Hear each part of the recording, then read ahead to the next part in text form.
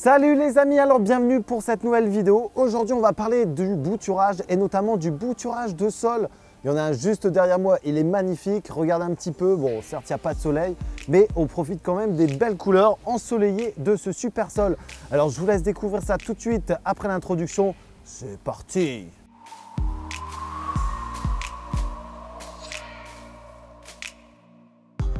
Alors dans cette vidéo, on va travailler un petit peu les sols. Donc ces sols qui sont assez sympathiques, notamment grâce à leur couleur ici orangée en période automnale et hivernale. Alors ce sont des sols que je maintiens ici un petit peu en trône, donc ils sont encore tout petits, là ils ont à peu près 4 à 5 ans. Donc ces sols sont issus de bouturage et c'est la thématique aujourd'hui de notre vidéo. Alors pour le bouturage ici vous allez voir, et notamment avec le sol, c'est très simple. Vous allez devoir prendre des sections de l'année.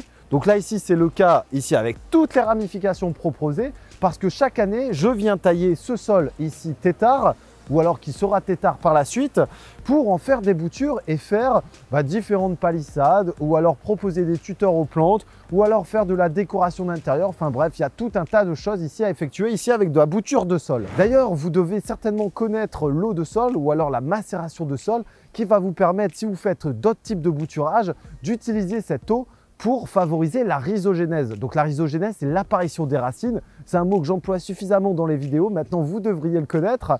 Cependant, cette rhizogénèse va vous permettre justement d'avoir des plantes rapidement enracinées et de pouvoir les transplanter à droite, à gauche. Au passage, vous allez pouvoir découvrir sur les différents réseaux comme Instagram et Facebook les différents clichés, les différentes photos que je vous propose. Vous allez pouvoir découvrir d'autres boutures comme la verveine, le géranium et j'en passe qui vous permettront de reproduire exactement les mêmes choses. Allez, assez parlé, maintenant on va ici couper. Donc pour la coupe, on va respecter forcément le végétal. Donc déjà, le premier truc à savoir, c'est le côté de la lame viendra côté tronc et ensuite, on essaye de faire la coupe la plus nette possible. Donc vous faites en sorte que votre sécateur est aiguisé et ensuite, on prélèvera au fur et à mesure. Donc là, ici, ce que je vais faire, je vais couper quasiment toute la partie basse de mon végétal et ensuite, je vais voir un petit peu ce que la tête va donner pour pouvoir ici faire d'autres boutures par la suite. Allez, c'est parti, on va couper.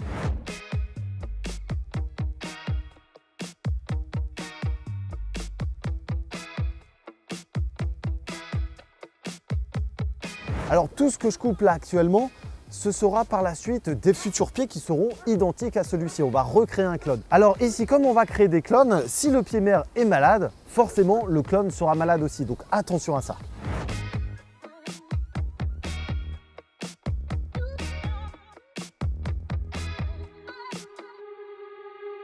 Alors ici, je terminerai mes coupes après la vidéo. Forcément, vous n'allez pas voir l'intégralité de mon végétal.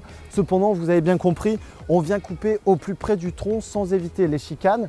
Et on évite surtout d'avoir des chicots qui sont trop importants, ce qui va générer à long terme de la moisissure puisque les autres branches vont reprendre. Donc là, ici, on vient couper au plus près du tronc et notre trône va grossir et on aura de plus en plus ici de jets comme celui-ci. Donc là, maintenant, c'est parti, on va aller bouturer. Alors là, ici, on va pas aller bien loin pour finir notre bouture. Je ne sais pas si vous pouvez voir, mais ici, on a quelques sujets qui ont été déjà bouturés. Ici, j'en ai un qui est légèrement en dessous de notre mare. On en a un deuxième que j'ai fait il y a 3 ans et les autres ont respectivement 3 ans également. Donc là, ici, on va prendre notre première bouture. C'est celui-ci. Allez, je prends l'exemple de celui-là.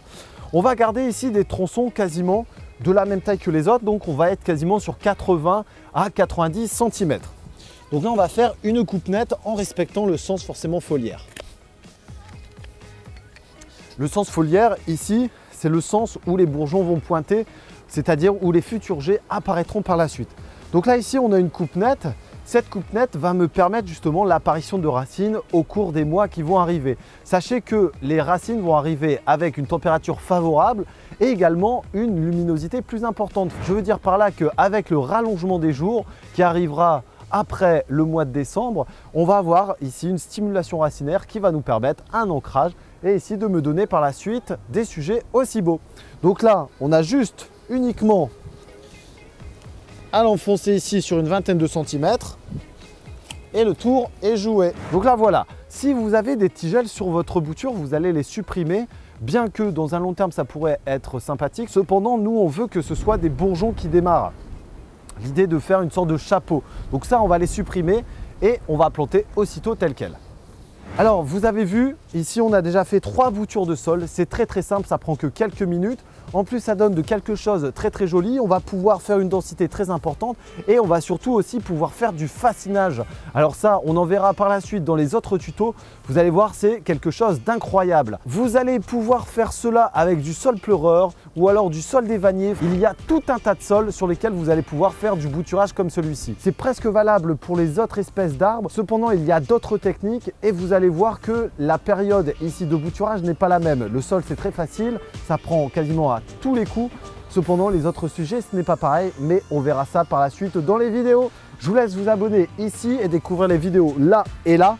Je vous dis à très bientôt et n'hésitez pas à nous retrouver sur Facebook et Instagram. Salut tout le monde, à bientôt!